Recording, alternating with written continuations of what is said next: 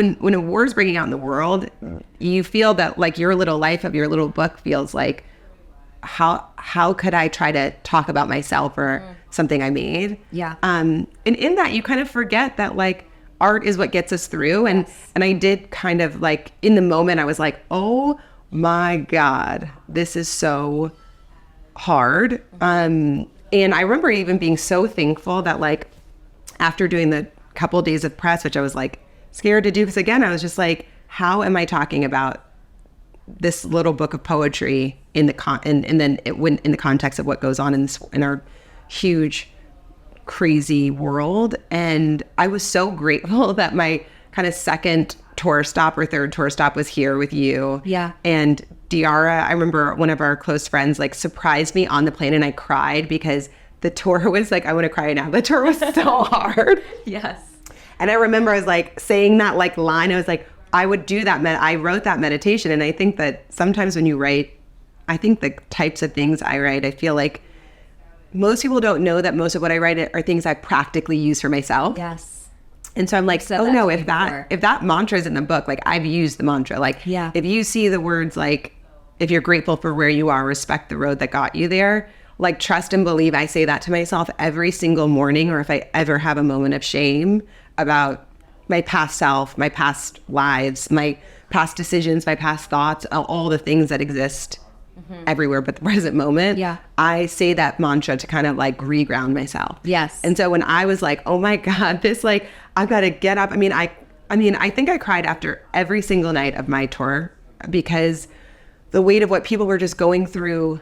I mean, you remember like the people, the time we're going through in their own individual lives, and then the greater energy. And I was like, oh my God, I'm crumbling. Like midway through in Texas, I was like, I can barely finish this tour. I think my last tour stop, I remember Shiona, our friend who's my stylist, was like, what the fuck are you wearing? Like it was insane. Like I was like, my hair is out. I like literally have like something, it's like not working. I got it like a vintage store. I didn't have time to get it together because I'd like gotten the tour stop time mixed up, and it was much further from my hotel than I thought. Like, and I like got to the last one and I was like, I am barely making it. And I remember being like, God, I just want to, like, I wish more than anything there was a flight late enough in San Francisco to get me home to Los Angeles tonight, because I just want to like get in my bed with my kids because this is so intense.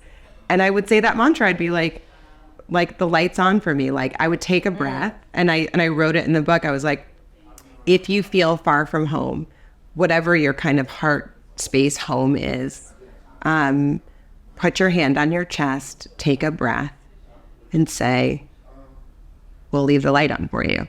Like, and I remember thinking like, and it took a while, like even after the tour and, you know, then it was like the holidays and stuff, I remember being like, wow, it took me a while to even like come to life after the experience. Also separate from what was going on in the world, this is your most intimate book. Yes. And so, you know, I do want to know from you what it is like just in general to have to, I think obviously writing is so healing and it is so personal and private. And this is just what I respect so much about writers. You know, I am terrified to look back at my own words. And so writing it is one thing. And then by the time you write it to when it actually comes out, we change. Yeah. We change every day. So even if it's only by a few months, and then, you know, forget that there was a complete world shift, just you as a person, how is that to go and write that and then go and have to actually talk about it?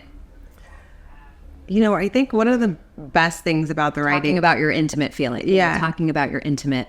I think one of the greatest perks of the writing process is, you know, there's the initial dump, and that's just really therapeutic. That's why like the first draft is so disgusting, because it's like, blah.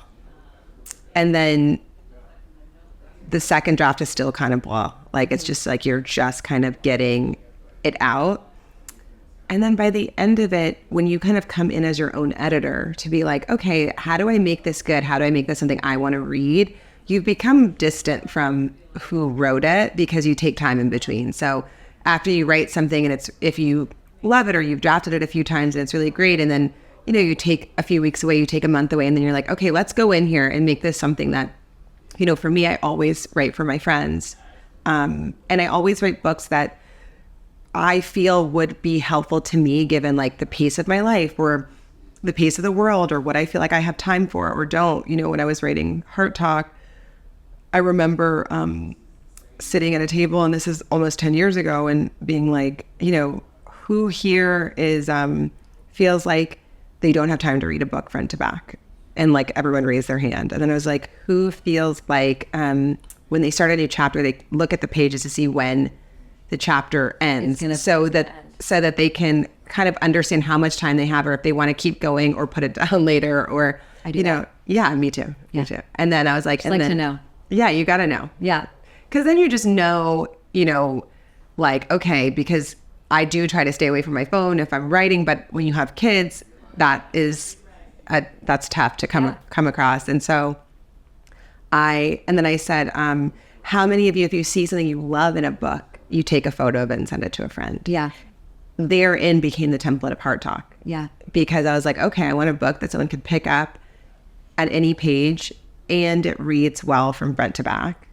I want something where someone doesn't have to feel hijacked out of the moment of reading to like count the chapters. So I intentionally didn't create chapters. Even in Remember Love, it was in sections. And I felt that I put it in 4 parts because it needed to like, I wanted to help people be like, if this is where you are, here's a landing spot. Like, so there's a part on heartbreak. If you are in heartbreak, grief, relational heartbreak, friendship heartbreak, land here.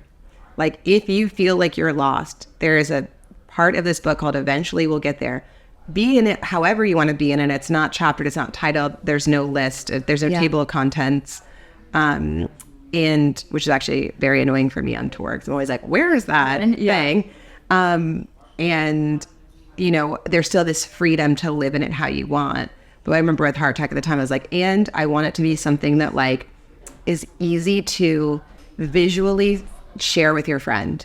And it's kind of crazy how if you intentionalize your books, they get used exactly like that. Yeah. Like, it's not just that it was like, a focus on the format and the ton of technology of how the book would be used. But I remember being, before published, being like, this is how I hope people will use it. This is where I hope it will go when we pick the size. I was like, I really hope it'll be in your purse. I really hope it will be and like on your night table, just a one of those, which it is. Yeah.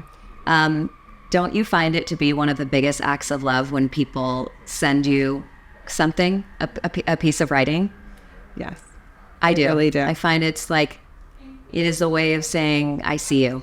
And it's like, it's kind of cool when that happens, because you realize that love is like happening all the time in your subconscious about for the people you love. And so when you're reading a book and all of a sudden you're like, I sent this to you because it reminded me of you. Yeah. And there's a flip side of that, which is you're obsessed with somebody. So you're like constantly looking for them in the world. Because I've definitely done that when I had like a horrible ex-boyfriend that I like literally tortured me. And I'd be like, saw this thing, heard this song, like, and you're just desperate. Yeah. So when it's not that, I think it's a very loving, non-manipulative gesture. Yes. But when it's actually like you're, you realize that love is in abstract all the time. Yeah. And it kind of comes in through the ways in which you connect those you love to something right in front of you. Absolutely. That is about somebody else and another thing. Yeah. And it has nothing to do with you. Just writing something and saying to them,